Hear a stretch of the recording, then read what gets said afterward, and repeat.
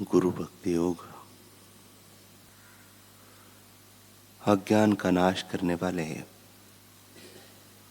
तथा ज्ञान देने वाले सद्गुरु के चरण कमलों में कोटि कोटि प्रणाम। अपने स्थूल मन के कहे अनुसार कभी चलना नहीं, अपने गुरु के वचनों का अनुसरण करें। उच्च आत्माओं एवं गुरु के स्मरण मात्र से सांसारिक मनुष्यों की नास्तिक वृत्तियों का नाश होता है और अंतिम मुक्ति हेतु प्रयास करने के लिए उनको प्रेरणा मिलती है। तो फिर गुरु सेवा की महिमा का तो पूछना ही क्या। अहंभाव का नाश करने से शिष्यत्व की शुरुआत होती है। शिष्यत्व की पहचान माने गुरु भक्ति है। गुरु के चरण कमलों में आजीवन आत्मसमर्पण करना यह शिष्यत्व की निशानी है। गुरुदेव की मूर्ति का नियमित ध्यान करना यह शिष्यत्व का राजमार्ग है। गुरु महाराज के प्रति संपूर्णतः आज्ञा पालन का भाव रखना यह शिष्यत्व की नींव है। ब्रह्म विषय ज्ञान अति सूक्ष्म है, शंकाएं पैदा होती है और उनको दूर करने के लिए एवं मार्ग दिखाने के लिए ब्रह्म ज्ञानी आध्यात्मिक गुरु की आवश्यकता पड़ती है। गुरुदेव कहते हैं कि जिसको कुछ जानना है वह भी दुखी है, जिसको कुछ पाना है वह भी दुखी है, जिसको कुछ छोड़ना है वह भी दुखी है। कुछ पाना है और वह दूर है तो वह जाना पड़ता है अथवा उसे बुलाना पड़ता है। कुछ छोड़ना है तब भी प्रयत्न करना पड़ता है और जानने के लिए भी प्रयत्न करना पड़ता है। लेकिन अपने आप को पहचानना है तो न पकड़ना पड़ता है न छोड़ना पड़ता है, न दूर जाना पड़ता है।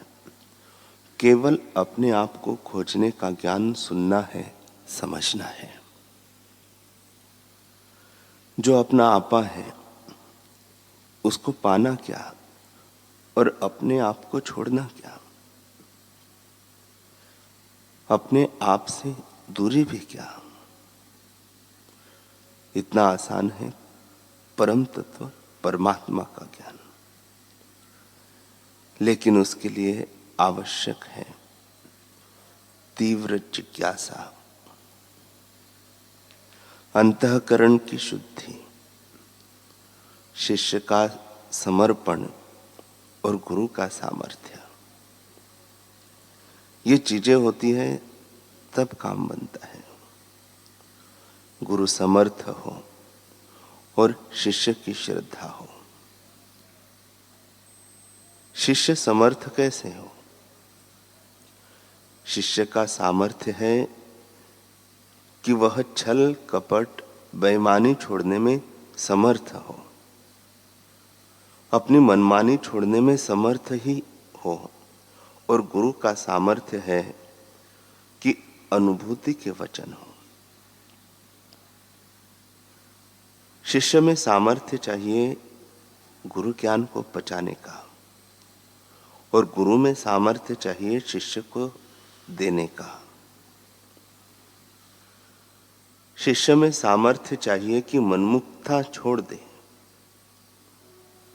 गुरु में सामर्थ्य चाहिए कि अनुभव को स्पर्श करके मार्गदर्शन दे सके। गुरु की कृपा और शिष्य का पुरुषार्थ। पुरुषार्थ भी कैसा। ईश्वर प्राप्ति के लिए पुरुषार्थ, उसी दिशा का पुरुषार्थ। उससे विपरीत दिशा का पुरुषार्थ घाटा कर देता है। चाहिए तो परमात्मा, लेकिन भटक रहे हैं इधर उधर छोटे संग में। श्री वशिष्ठ जी महाराज कहते हैं, अंधेरी गुफा में अजगर होना अच्छा है, पत्थर के भीतर कीट होना अच्छा है, तथा मरुस्थल का पंगु मृग होना अच्छा है, परंतु अज्ञानी यानी परमात्मा ज्ञान से विमुख का साथ अच्छा नहीं है।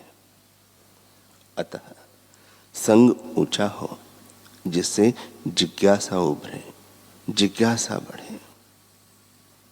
3 प्रकार के लोग होते हैं। तालाब में पत्थर जैसे। जब तक पत्थर तालाब में पड़ा रहता है तब तक भीगा रहता है, बाहर निकालो तो कुछ ही देर में सूख जाता है। ऐसे ही कई लोग ऐसे होते हैं जो सत्संग में आते हैं तब तक भीगे रहते हैं, बाहर निकलने के बाद कुछ देर सत्संग का प्रभाव रहता है, बाद में देखो तो वैसे के वैसे। दूसरे प्रकार के लोग होते हैं कपड़े जैसे। कपड़े को सरोवर में डाला, भीगा, ठंडा भी हुआ, बाहर निकाला तो पत्थर जितना जल्दी सूखता है उतना जल्दी कपड़ा नहीं सूखता, समय पाकर सूखता है। ऐसे ही कुछ होते हैं जो सत्संग को और गहराई तक उतारते हैं। गुरु के लोग मांगल्य के कार्य में भी लग जाते हैं, लेकिन उनमें भी जब तक मनमुक्ता का अंश रहता है तब तक सत्संग का ज्ञान और ज्ञान का पूरा लाभ वे नहीं उठा पाते। तीसरे होते हैं शक्कर के ढेले की तरह। सरोवर में डाले तो घुल मिल जाते हैं, उनका अपना अस्तित्व ही नहीं रहता, स्वयं सरोवर हो जाते हैं। ऐसा शिष्य तो लाखों करोड़ों में कोई विरला ही होता है। ब्रह्मवेत्ता का अनुभव बहुत ऊंची स्थिति है। भगवान ब्रह्मा, विष्णु, महेश की बराबरी का अनुभव कोई मजाक की बात नहीं। ईश्वर की प्राप्ति एवं ईश्वर प्राप्ति की तीव्र जिज्ञासा हो और मनमुक्ता छोड़े, तब पूर्णता का आत्म साक्षात्कार का अनुभव होता है।